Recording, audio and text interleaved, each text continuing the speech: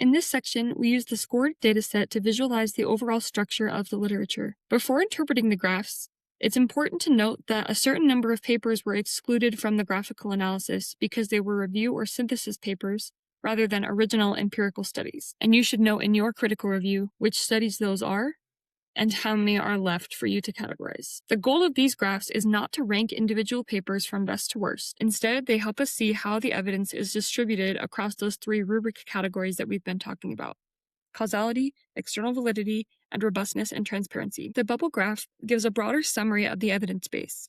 Instead of focusing on individual papers, it shows how many studies fall into each score combination. This makes it easier to see the overall shape of the literature at a glance. We can see in this example that for both categories, papers score around 3 to 4, and there's a small group of studies with a causality score of 6, and then that same kind of middle range. This labeled graph lets us identify which specific studies occupy the strongest, weakest, or most unusual positions in the evidence landscape. The labels are especially useful when we want to move from broad patterns back to individual papers. So instead of seeing how many papers are in this score combination, we can now see which papers those are. The robustness graph should be interpreted slightly differently. The x-axis shows the actual robustness and transparency score, and the y-axis is just count of how many papers got that score. The color scale shows publication year, and we can see that most studies are between a 3 and a 5 for robustness and transparency. Now for each graph, we want to focus on 4 main questions.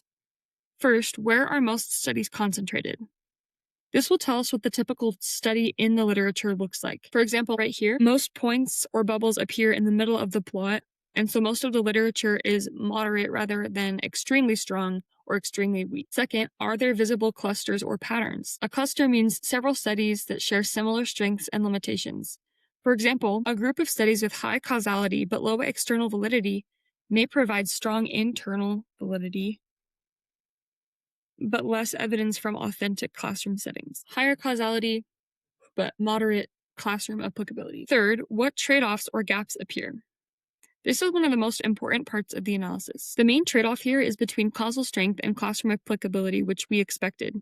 Some studies are causally rigorous because of their experimental design, but they're less externally valid because they were done in a lab or because of the outcome measures they used. They don't have as much of a practical use in an educational setting. Other studies are more relevant to real educational settings, like right here, but they're less causally strong. Maybe it was just an observational study or something like that. And this trade-off is easiest to see in this graph, as well as this one. Again, this will help you identify specific papers that fall into each category and score combination, but in either graph, if the upper right corner is sparse, that means that relatively few papers combine strong causal evidence with strong classroom applicability.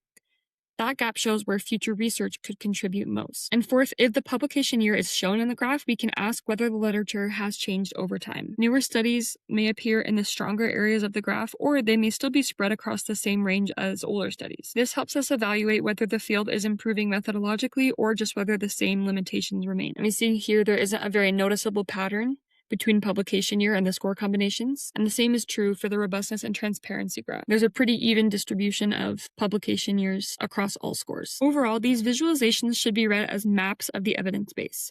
They show where the literature is strongest, where it remains thin, and where future studies could add the most value. Studies might not be identical in method or setting, but that doesn't mean they can't provide both credible empirical evidence and meaningful educational relevance. And this analysis part of the critical review helps us sort of even the playing field, so to speak, so we can categorize all studies regardless of their method or setting and see what pattern they form overall in the literature.